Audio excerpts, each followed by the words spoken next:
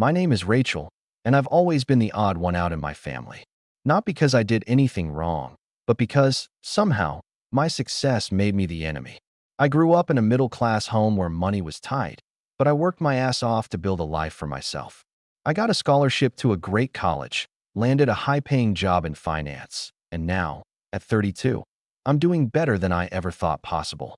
I'm not a millionaire, but I'm comfortable. I own my home outright, travel when I want. And, up until recently, I sent money to my family every month just to help out. I never expected gratitude, but I also never expected them to betray me like this. I should have seen the signs years ago. My mom always favored my brother, Mark, the golden child who could do no wrong. He bounced from job to job, never taking responsibility for anything, but somehow, he was always trying his best while I was too serious about work or thinking I'm better than everyone. My sister, Lisa, was no better. She was the queen of passive-aggressive comments, always making sure to remind me that money doesn't buy happiness, while conveniently forgetting that she had no problem cashing the checks I sent her when she was behind on rent. And then there was my dad, who just went along with whatever my mom said, never standing up for me, never calling out the blatant favoritism. But despite it all, I still tried. Every holiday, I came home with gifts. Every family dinner, I paid the bill. Every time one of them needed help, I was there. I thought, foolishly, that maybe if I kept giving, they'd finally accept me. Instead, they decided to show me exactly where I stood. It started at a holiday party, just a casual get-together at my parents' house. We were all sitting around the dining room table, plates filled with my mom's signature overcooked turkey, when I smiled and said, "I can't wait for the reunion tomorrow. It'll be nice to see everyone again." For a second, there was silence. Then Mark let out a short chuckle. "What? The reunion was yesterday." I blinked. "What?" Lisa smirked, sipping her wine like this was the most entertaining thing she'd seen all night. "Yeah, it was yesterday. Didn't Mom tell you?" I turned to my mother, heart pounding. "You told me it was on the 23rd. She shrugged, not even looking guilty. "Oops. Must have gotten the dates mixed up." Mixed up? Mixed up? I wasn't some distant cousin they forgot to call. I was their daughter, their sister. And they had a whole family reunion without me? My aunt, who had been scrolling through her phone, held it up, showing me a picture. Everyone was there. My cousins, my uncles, my nieces and nephews. Mark, Lisa, my parents, smiling, laughing, arms around each other. And I? I hadn't even gotten a text. Mark grinned, shaking his head. "Damn, that's awkward. Guess we forgot to mention it." Lisa giggled. "Oops, my bad. LOL. Something inside me went ice cold. I put down my fork, stood up, and walked away from the table without another word. I didn't yell. I didn't cry. I just walked away. Because in that moment, I knew this wasn't a mistake.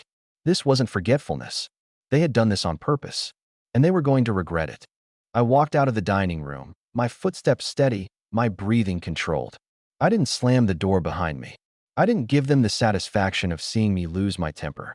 Instead, I grabbed my coat from the hallway and stepped outside into the cold winter air, letting it bite at my skin as I processed what had just happened. They had planned this. They had all known. My mother, my father, my brother, my sister, every single one of them had looked me in the eye, smiled at me, and let me sit there like an idiot while they laughed about forgetting to tell me. I pulled my phone from my pocket and scrolled through my messages. Nothing. No missed calls, no texts, not even a half-assed, "wish you were here" message. I wasn't even an afterthought. A dull ache settled in my chest, but I forced myself to push it down. I had spent years pretending their favoritism didn't bother me, that their little digs and cold shoulders didn't sting. But this was different. This was deliberate. This was them making a statement. I stared out at the quiet street, watching as snowflakes drifted down under the glow of the streetlights. I should have just gotten in my car and left, driven back to my house, and cut them out of my life right then and there. But I didn't, because I wanted to see how far they would take this. After a few minutes, I forced myself to take a deep breath and turn back toward the house. The laughter inside continued as if nothing had happened. I pushed open the door and stepped back inside, hanging my coat up as if I had only stepped out for a breath of fresh air. My fingers were cold, but I didn't rub my hands together. I wanted the chill to settle into my bones, to remind me of what they had done. When I walked back into the dining room, My family barely acknowledged my return. My mother was slicing into a piece of pie. My father was refilling his glass of wine, and Lisa and Mark were whispering to each other, grinning. I pulled my chair back out and sat down. Lisa raised an eyebrow. Thought you left. I met her gaze, my face unreadable. Why would I leave? It's just a silly mistake, right? She gave me a slow, knowing smile. Of course, just a little mix-up. Mark snickered. You're taking this way too seriously. It's not like we did it on purpose. I leaned back in my chair. You all had an entire family reunion. Everyone was there. You had to coordinate food, drinks, decorations. Someone had to organize a venue, set a date, send out invitations. But not one of you remembered to text me. I tilted my head slightly. You expect me to believe that? My mother sighed dramatically, as if I were the one being difficult. Rachel, don't be like this. It's the holidays. Let's not ruin the mood over a simple mistake. A simple mistake. I glanced around the table, watching the way they all avoided my eyes, waiting for me to just drop it and move on like I always did. I could feel the expectation in the air. This was the part where I was supposed to sigh, brush it off, and pretend I wasn't hurt. That's what I had always done. Not this time. I picked up my fork, twirling it idly between my fingers. You know, I said, keeping my tone light. I've been thinking a lot about the monthly money I send you all. That got their attention. Lisa sat up a little straighter. My mother's eyes flickered with something close to panic. My father, who had been silent up until now, finally looked up from his plate. What about it? Mark asked, the suspicion in his voice unmistakable. I set my fork down gently. I just think it's interesting. I help pay Lisa's rent when she falls behind. I cover Mom and Dad's medical bills. I even send Mark money when he needs a little extra for whatever it is he does these days. I let the words settle before adding. And yet, somehow, I wasn't important enough to be invited to the family reunion. Silence. Lisa forced out a laugh, but it was nervous now. Oh, come on. You're not actually mad about this, are you? I didn't answer. Mark, on the other hand, scoffed. Look, you're acting crazy. It was just a mix-up, Rachel. Nobody's out to get you. And besides, he added, waving his fork in the air, you're doing fine. It's not like you need the reunion. You've got your fancy job, your nice house, your perfect little life. Oh, there it was. The jealousy, the bitterness, the resentment that had been bubbling under the surface for years, disguised as jokes, hidden behind backhanded compliments. I smiled, but there was no warmth in it. You're right, Mark. I do have a great life. Lisa gave me a sharp look. Rachel, don't be petty. I let out a soft hum of amusement. Petty? You mean like throwing an entire family reunion and conveniently forgetting to invite me? No one spoke. Then, Mark rolled his eyes. Oh my God, you are so dramatic. You always have to act like a victim, don't you? He shoved another bite of food into his mouth, shaking his head. Whatever. You'll get over it. Just like you always do. I watched him chew, a smirk playing on his lips like he had already won. Like they had all won. And that's when he said it. Besides, he added, wiping his mouth with a napkin, I already ordered those new Jordans with the money you send me every month. You wouldn't actually cut us off over something this stupid, right? The room went deadly quiet. My mother's eyes widened, her fork hovering midair. Lisa stiffened. My father cleared his throat awkwardly, pretending to focus on his plate. Mark, oblivious, just grinned. I mean, come on. You wouldn't do that to your family. And just like that, the decision was made. I set my napkin down, folded my hands neatly in my lap, and smiled. Wouldn't I? Mark's grin faltered. He blinked at me, waiting for me to laugh it off, to wave my hand and tell him I was just joking. But I wasn't joking. The silence stretched, heavy and suffocating, as realization settled over the table. My mother opened her mouth, then closed it. Lisa shifted in her seat, her fingers tightening around her fork.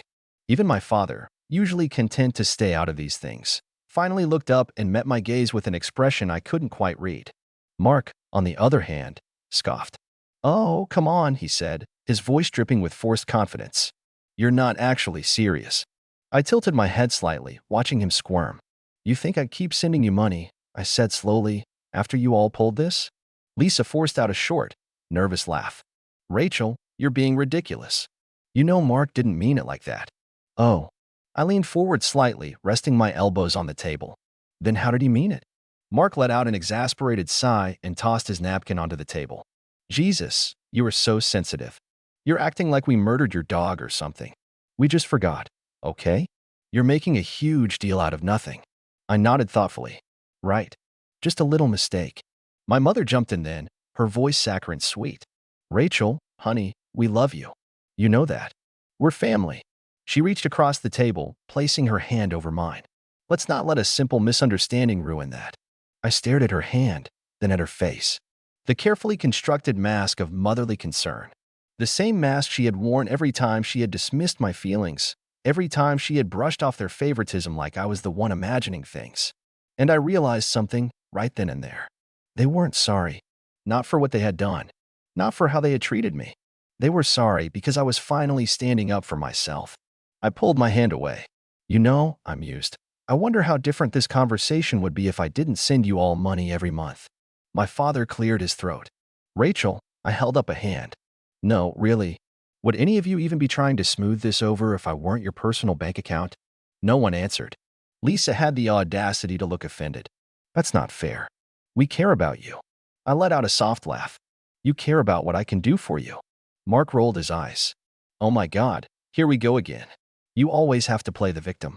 Maybe we didn't invite you because we didn't want to deal with this exact kind of drama. I arched an eyebrow. Then you won't have to deal with it anymore. The tension in the air shifted. My mother's expression flickered with unease. My father looked down at his plate, pretending to be uninterested, but I saw his fingers tighten around his fork. Lisa's mouth pressed into a thin line. And Mark? Mark just laughed. Oh, please. You're not going to cut us off. You're too nice for that. I smiled. I guess you'll find out. Mark's face fell. I stood up, smoothing my dress, and grabbed my purse from the back of my chair. The whole table watched me like I was about to detonate a bomb. Rachel, my mother said, her voice edging toward panic now, don't be rash. We're family. You don't just turn your back on family. I turned to look at her, my expression unreadable. You all turned your backs on me a long time ago. With that, I walked toward the door. Wait, Lisa blurted out, scrambling to her feet. You're not actually serious, right? You're not really cutting us off. I opened the front door. The cold air rushed in, cutting through the warm, suffocating air of the house. I looked over my shoulder, my voice calm, almost casual. Enjoy the shoes, Mark. And then I stepped outside, closing the door behind me. I barely made it to my car before my phone started buzzing. Mom. I let it go to voicemail. Then Lisa. Ignored. Then surprise, Mark. I smirked to myself, shaking my head as I climbed into the driver's seat. That didn't take long. I wasn't even out of the driveway when the first text came in. Okay, very funny. You made your point. Can you send the money now? I rolled my eyes and put my phone on silent. The drive home was peaceful.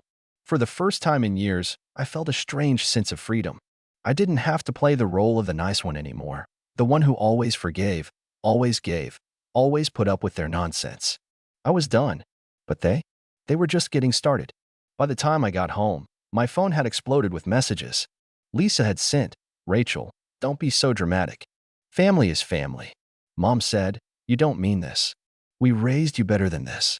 Dad, uncharacteristically brief, just sent, call your mother. And then there was Mark, who had sent far too many messages for someone who supposedly didn't care. At first, it was the usual Mark nonsense, mocking, condescending, assuming I'd cave like always. You're really cutting us off over this? Unreal. Then another, what are you gonna do? Spend all your money on candles and fancy pillows. Come on. Then a final jab, fine, be petty. Whatever. Then the shift happened. Hey, okay, listen, I kind of need that money. Like, soon. I smirked. Here we go. I ordered some stuff expecting you to send it this month. Oh, now he was admitting it. It's not just the shoes. I may have also gotten a new TV. I raised an eyebrow. And a PS5. And a laptop. But I had it all planned out. Your transfer was supposed to come in today. Ratch, come on. I took a slow sip of my tea, scrolling further. You're seriously not answering? This isn't funny. They're gonna charge my card tomorrow. Rachel, I don't have the money to cover it. Do you want me to go into debt? I nearly choked on my tea. Oh, this was gold. Mark wasn't just inconvenienced. He was in real trouble. For years, he had lived with this smug confidence, knowing I'd always come through, always help. He had spent money he didn't have because he assumed I would keep paying. And now? He was desperate. A notification popped up. Incoming call from Mark. I let it ring. Then another. And another. Then a message, short and to the point. Pick up the phone. I sat back, watching my screen, a slow grin forming on my face. For the first time ever, I was the one in control. They thought I'd just roll over. That I'd let them gaslight me into believing it was my fault, that I was being unreasonable. But they forgot one very important thing. I was done being the family's ATM. And Mark? Mark was about to learn exactly what that meant. I put my phone down and stretched out on the couch, feeling more relaxed than I had in years. Let them squirm. Let them panic. I wasn't their safety net anymore, and they were about to feel what that really meant. Mark had always been reckless with money, but this was something else. He had gone ahead and racked up a bunch of charges on his credit card, fully expecting me to cover them like I always had. And now that I wasn't playing along, he was spiraling. I scrolled through his messages again, shaking my head. A new TV, a PS5, a laptop, and that was on top of the expensive shoes he'd already mentioned earlier. How much had he actually spent? Knowing Mark, he'd probably gone for the top-of-the-line versions of everything, assuming it didn't matter because I was footing the bill. But now the reality was hitting him hard. I put my phone on silent and turned on the TV, ready to enjoy my evening. But before I could even pick something to watch, my phone lit up again. Another call from Mark. Then another. And another. He was relentless. I ignored them all. But then, after a few minutes, my phone buzzed with a message from Mom. Rachel, call your brother. Now. I scoffed. Oh, now she cared. Funny how that worked. Then another one. This is serious. He's in trouble. You need to help him. I took my time finishing my drink before even considering a response. Then, a message from Lisa. Okay, look, I get that you're mad, but you've made your point. Can you just send the money now? He's freaking out. I grinned. They were starting to crack. Then Mark again. Rachel, if you don't send the money tonight, I'll be in trouble. Do you get that? I can't pay for this. Oh, I got it, all right. I let another 15 minutes pass. The messages kept coming. Then, finally, one that really made me laugh. Rachel, please. There it was. The desperation. I let that one sit unanswered for another 10 minutes before finally picking up the phone and calling Mark. He picked up on the first ring. Finally. Rachel, what the hell? You've been ignoring me all night. I leaned back on the couch. Oh, I saw your messages. I was just busy. Busy? Busy doing what? Relaxing. He made a sound of pure frustration. Rachel, you don't get it. I know, Mark, you don't get it. My voice was calm, but firm. You assumed I'd keep paying for you. You didn't even ask. You just went ahead and spent money you didn't have because you thought I'd be there to bail you out. Again, there was silence on the other end. Then he scoffed. Oh, come on. You're really this mad over some dumb reunion? It was a mistake. We forgot to tell you, big deal. But now you're punishing me for it? That's insane. I shook my head. No, Mark. This isn't about the reunion. It's about the fact that I'm done. Done being treated like a walking wallet. Done being lied to. Done being used. His voice rose. Used. Oh my God, Rachel, you're so dramatic. You're acting like we're stealing from you. We're family. You have money. It's not like it's a big deal to you. There it was. The entitlement. The expectation. The sheer audacity of it. I let out a short laugh. Wow, you really don't see it, do you? See what? That you're being completely unreasonable? No, that I don't owe you anything. I was helping because I wanted to. But now? I don't want it anymore. You can't be serious, he breathed. Rachel, you can't do this. I already spent the money. I can't just return everything. Not my problem, I said simply. You don't get it, he snapped. They're going to charge my card at midnight. If I don't have the money, my account is going to overdraft. You're just going to let that happen. I was quiet for a moment, letting his panic settle in. Then I spoke, my voice calm. Yes, I am. He let out a strangled laugh, like he couldn't believe what he was hearing. Rachel, come on. Just this one last time. Just send it, and I swear, I'll never ask again. I sighed. That's what you said last time. And the time before that. And the time before that. This is different. No, it's not. It's exactly the same. You made a reckless decision, thinking I'd clean up your mess. But I'm not doing that anymore. Rachel, his voice cracked slightly. Please. I almost felt a twinge of sympathy. Almost. But then I remembered every time I'd been dismissed, every time they'd laughed at me, Every time they treated me like an outsider in my own family. I stood firm. "You'll figure it out," I said. "Good luck." Then I hung up. Within seconds, my phone started buzzing again. I ignored it. Then a message from Lisa. "What did you just say to him?" "He's freaking out." I didn't answer. Then Mom. "Rachel, you are being cruel. He's your brother. You have to help him." No, I didn't. And finally, another message from Mark. "You're gonna regret this." I smiled, turned off my phone, and went to bed. Let him panic. Let them all panic. Because for once, I wasn't the one losing sleep over it. The next morning, I woke up to a ridiculous amount of missed calls and messages. Mark, Lisa, Mom, one after another, all trying to get me to cave. But I had already made my decision. I wasn't backing down. I took my time getting out of bed, made myself a nice breakfast, and scrolled through my messages while sipping my coffee. Most of them were the same: guilt-tripping, whining, and demands. But then, I saw something new. "Rachel, I swear to God, if you don't send the money, I'll come to your house myself." I raised an eyebrow. "Oh, a threat now?" Then another message. This one from Mom. "Mark is on his way over. Please just talk to him." I set my cup down and sighed. So that was how they wanted to play it. Fine, let's play. About an hour later, just as I was finishing up some work, my doorbell rang. I already knew who it was. I opened the door to find Mark standing there, looking like an absolute mess. His hair was disheveled, his shirt was wrinkled, and there were dark circles under his eyes. He had clearly not slept. "Rachel," he said, trying to keep his voice steady. "We need to talk." I crossed my arms and leaned against the doorframe. "Talk about what?" "I thought I made myself pretty clear last night." His jaw tightened. Look, I messed up, okay? But I need you to help me out this one time." "One time?" I tilted my head. "You mean just like last time? And the time before that?" His hands clenched into fists. "Come on. You have the money. It wouldn't even hurt you." I let out a short laugh. "That's the problem, Mark. You think my money is your safety net, that it's just something you're entitled to. But it's not." He let out a frustrated sigh, running a hand through his hair. "Rachel, I don't have time for this. The charges are hitting my account today." I stared at him.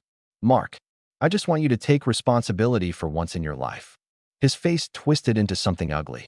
"This is because of the reunion, isn't it? You're being petty over a stupid party." I laughed again. "Oh, trust me, Mark. This is about a lot more than just that." He was breathing heavily now, like he was barely holding himself together. "So you're really not going to help me?"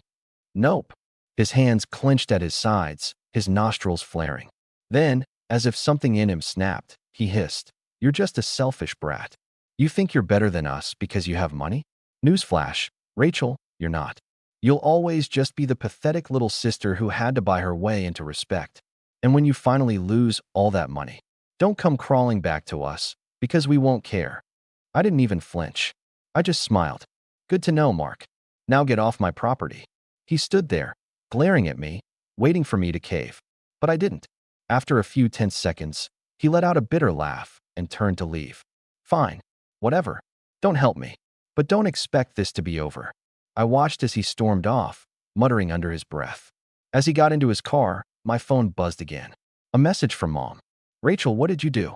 "Mark is furious." I shook my head and shut the door, sending a final message to my family. "I'm done. Don't ever ask me for money again." It felt final. I hit send, turned off my phone, and went on with my day. For the first time in a long while, I felt at peace. The following days were quieter. My family didn't reach out anymore, and for a while, it was like they just accepted that I wasn't coming back to the role they'd always put me in, their ATM, their backup plan, their easy way out. I didn't hear from Mark or Lisa. It was a relief, but also a bit strange. A week passed, and then another. I didn't even think about them that much. I focused on my work, my life, and doing things for myself. Then, one night, I got a message from Mark. "I messed up. I don't know what to do. Please, Rachel, help me." I stared at it for a moment, feeling no rush to reply. I wasn't angry anymore. I wasn't frustrated. I had simply moved on. I deleted the message without responding. The next day, I went about my routine, completely unbothered. And in that moment, I realized that for the first time in my life, I was living for myself. No guilt, no expectations, just me. And that was exactly how I wanted it to stay. Let me know your thoughts in the comments.